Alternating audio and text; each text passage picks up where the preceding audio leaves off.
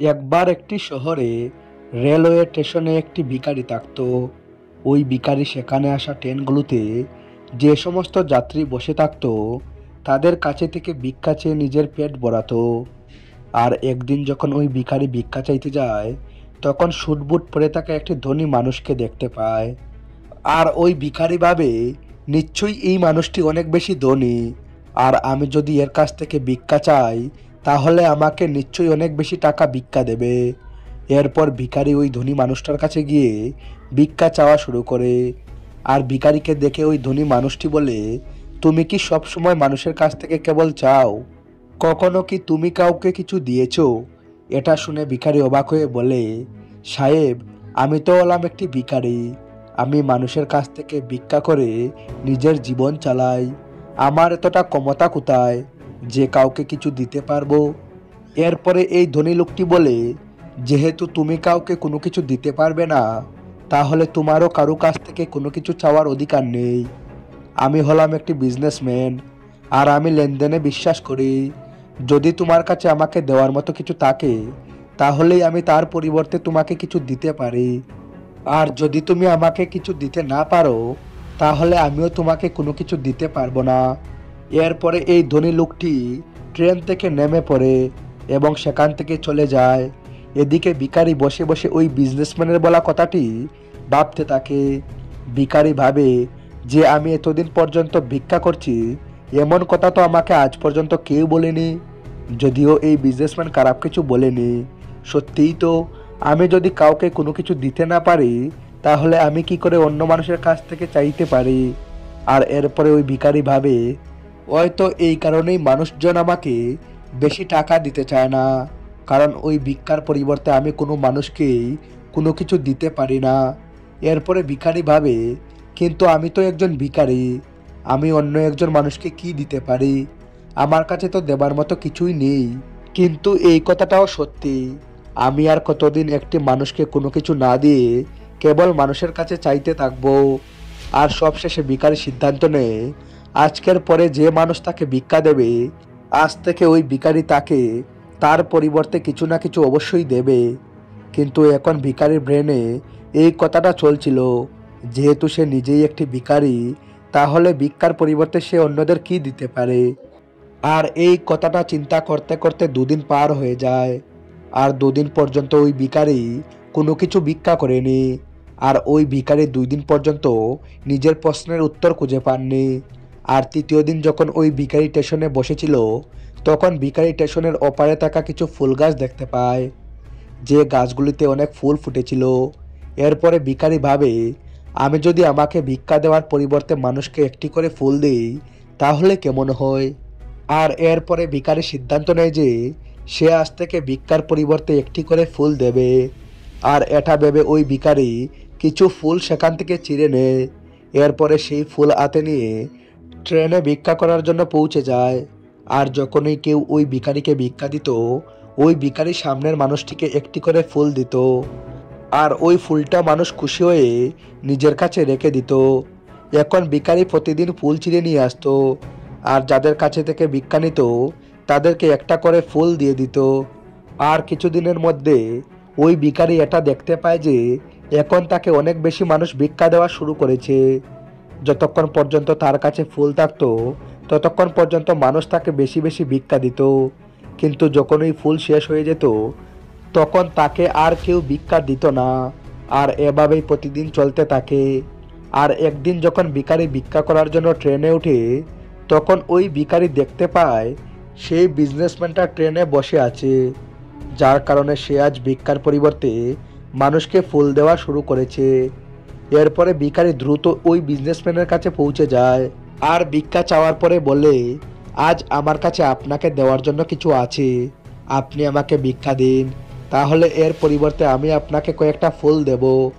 এরপরে ওই বিজনেসম্যান ওই ভিখারিকে কিছু টাকা দেয়, আর ওই ভিখারি কিছু ফুল ওই বিজনেসম্যানকে দিয়ে দেয়। ওই বিজনেসম্যানের ভিখারির ওই ব্যবহারটা খুবই ভালো লাগে। আর ওই বিজনেসম্যান বলে, আজ তো তুমি আমার মতো বিজনেসম্যান হয়ে গেছো। এটা বলার পরে ফুল নিয়ে ওই বিজনেসম্যান স্টেশনে নেমে পড়ে এবং সেখান থেকে চলে যায়। এদিকে আরও একবার বলা ওই বিজনেসম্যানের কথা ওই ভিখারির চিন্তা করা শুরু করে। ওই ভিখারি ভাবে যে আমি কি করে বিজনেসম্যান হতে পারে, আর অনেক ভাবার পরে ওই ভিখারি বুঝতে পারে এখন সেও জীবনে সফল হতে পারবে, কারণ এখন সে সফলতার সিক্রেটটা জেনে গেছে। এরপরে ভিখারি ট্রেন থেকে নেমে পড়ে আর জুড়ে চিৎকার করে আকাশের দিকে তাকিয়ে বলে, আমি কোনো ভিখারি নই, আমি হলাম একটি ব্যবসায়ী, আমিও এই ধনী বিজনেসম্যানের মতোই হতে পারবো, আমিও ধনী হতে পারবো। আর যখন চিৎকার করে ভিখারি এই সমস্ত কথা বলছিল, চারপাশের লোকজন ওই ভিখারিকে দেখে ভাবছিল হয়তো সে পাগল হয়ে গেছে। আর পরের দিন থেকে ওই ভিখারিকে ওই স্টেশনে আর দেখতে পাওয়া যায়নি। আর 6 মাস পরে ওই স্টেশন থেকে দুটি মানুষ শুটবুট পরে যাত্রা করা শুরু করে। দুজনেই একে অপরের দিকে তাকায় এবং একে অপরের সাথে হাত মেলায়। আর প্রথম ব্যক্তিটা বলে, আপনি কি আমাকে চিনতে পারছেন? দ্বিতীয় ব্যক্তিটা বলে যে না, আমি তোমাকে চিনতে পারিনি, আর আমার মনে হয় আমি আপনার সঙ্গে প্রথমবার দেখা করছি। তখন ওই প্রথম মানুষটি বলে যে না, মনে করে দেখার চেষ্টা করুন, আমরা প্রথমবার নয় বরং তৃতীয়বার দেখা করছি। এরপরে দ্বিতীয় ব্যক্তিটি বলে, কিন্তু আমার মনে পড়ছে না যে আমরা এর আগে দুবার কখন দেখা করেছিলাম। তখন প্রথম ব্যক্তি একটু আসে আর বলে, আমাদের এর আগে দুবার এই ট্রেনেই দেখা হয়েছে, আমি হলাম সেই ভিখারি যাকে আপনি প্রথম সাক্ষাতে বলেছিলেন যে আমাকে জীবনে কি করতে হবে। আর দ্বিতীয়বার যখন দেখা হয়েছিল তখন আপনি আমাকে বলেছিলেন যে আমি আসলে কে। এরপরে দ্বিতীয় ব্যক্তিটি আসে আর অবাক হয়ে বলে, আমার মনে পড়েছে, তুমি কি সেই ভিখারি যাকে আমি একবার ভিক্ষা দিতে মানা করে দিয়েছিলাম? আর দ্বিতীয়বার আমি তোমার কাছ থেকে কিছু ফুল কিনেছিলাম, কিন্তু আজ তুমি এই শুটবুট পরে কোথায় যাচ্ছ, আর আজকাল তুমি কি করছো? তখন ওই প্রথম ব্যক্তিটি বলে, হ্যাঁ, আমি হলাম সেই ভিখারি, কিন্তু আজ আমি ফুলের অনেক বড় একটি ব্যবসায়ী, আর ব্যবসার কারণে আজ আমি অন্য শহরে যাচ্ছি। এরপরে প্রথম ব্যক্তিটি কিছুক্ষণ চুপ থাকার পরে বলে, আপনি আমাকে প্রথম সাক্ষাতে সেই কথাটা বলেছিলেন যেটা এই প্রকৃতির নিয়ম, আর এই প্রকৃতির নিয়ম অনুযায়ী আমরা তখনই কোনো কিছু পাবো যখন আমরা কোনো কিছু দেব, আর এই নিয়মটা বাস্তবে কাজ করে, আর আমি এটা খুব ভালোভাবে অনুভব করি। কিন্তু তারপরেও আমি সবসময় নিজেকে ভিখারি মনে করতাম, আর এর বাইরে আমি কখনোই কোনো কিছু চিন্তা করিনি। আর দ্বিতীয়বার যখন আপনার সঙ্গে আমার দেখা হয় তখন আপনি যখন আমাকে বলেছিলেন আমি একটি বিজনেসম্যান হয়ে গেছি, তখন আমি এটা বুঝে নিয়েছিলাম যে মানুষ আমাকে এত বেশি ভিক্ষা কেন দিচ্ছে, কারণ তারা আমাকে ভিক্ষা দিচ্ছিল না, বরং তারা ওই ফুলের মূল্য দিচ্ছিল। প্রতিটা মানুষ আমার ফুল কিনে নিচ্ছিল, কারণ এর থেকে সস্তায় অন্য কোথাও ফুল পাবে না। আমি মানুষের চোখে একটি ছোট্ট ব্যবসাদার ছিলাম, কিন্তু নিজের চোখে আমি একটি ভিখারিই ছিলাম। আর আপনার বলার পর আমি বুঝতে পারি যে আমি একটি ছোট্ট ব্যবসায়ী। আর এরপরে আমি ট্রেনে মানুষকে ফুল দেওয়ার কারণে যে টাকা রোজগার করেছিলাম সেই টাকা দিয়ে আমি অনেক ফুল কিনে নিই আর ফুলের ব্যবসা শুরু করে দেই।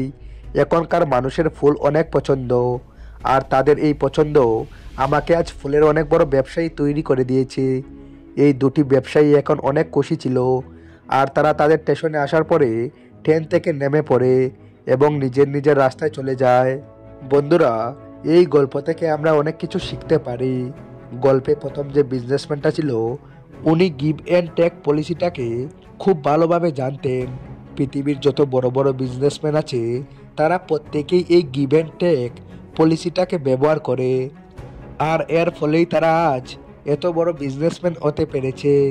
আর এই নিয়মটাই ওই ভিখারিকে শেখায়। ভিখারি এই নিয়মটাকে নিজের জীবনে প্রয়োগ করে, আর তার পরিণামটা তার জীবনে খুব দ্রুত দেখতে পায়। ওই ভিখারি বুঝে গেছিল যে তাকে কি করতে হবে, কিন্তু নিজের ছোট্ট চিন্তার কারণে নিজেকে ভিখারি মনে করেছিল।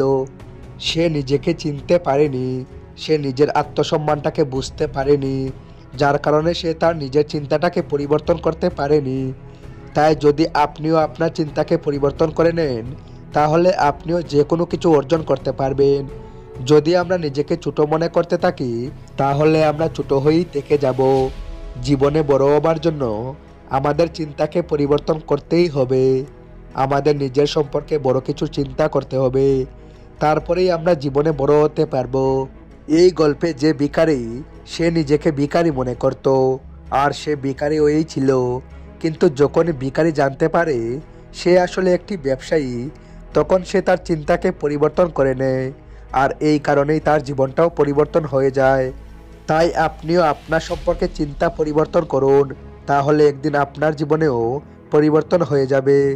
তো বন্ধুরা, আজকের ভিডিও এতটুকুই।